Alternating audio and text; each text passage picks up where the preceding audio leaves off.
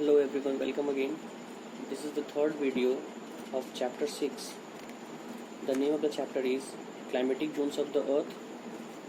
In the previous videos, we already discussed about the weather and climate, the factors affecting climate, that are temperature and latitude, prevailing winds, that is sea breeze and land breeze. Now we will discuss about moisture.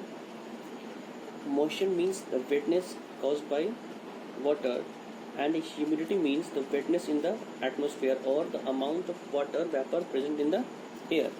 Moisture causes humidity and makes a place cooler. The closer a place is to the sea, the more cool and humid it is, and vice versa. Humidity affects the climate of place as it causes rainfall. In cold areas, humidity causes snowfall.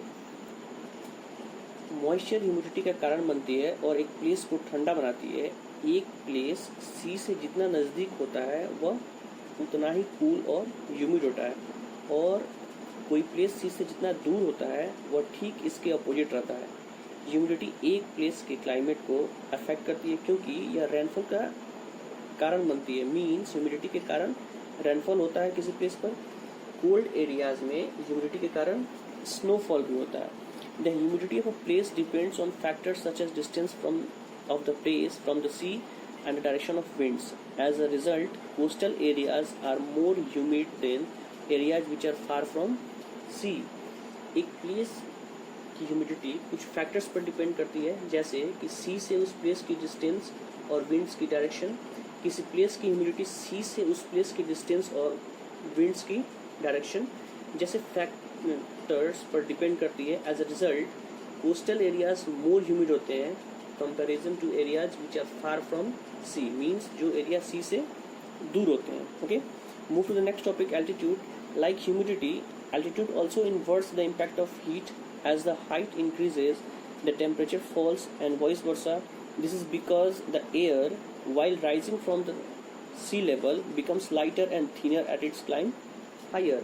Humidity की तरह altitude भी heat के impact means प्रभाव को inverse means कम करता है. जैसे जैसे हाइट बढ़ती है टेम्परेचर फॉल होता है. ऐसा इसलिए है क्योंकि एयर जब सी लेवल में राइज होती है तो वह जैसे जैसे ऊपर उठती है वो हल्की और पतली हो जाती है.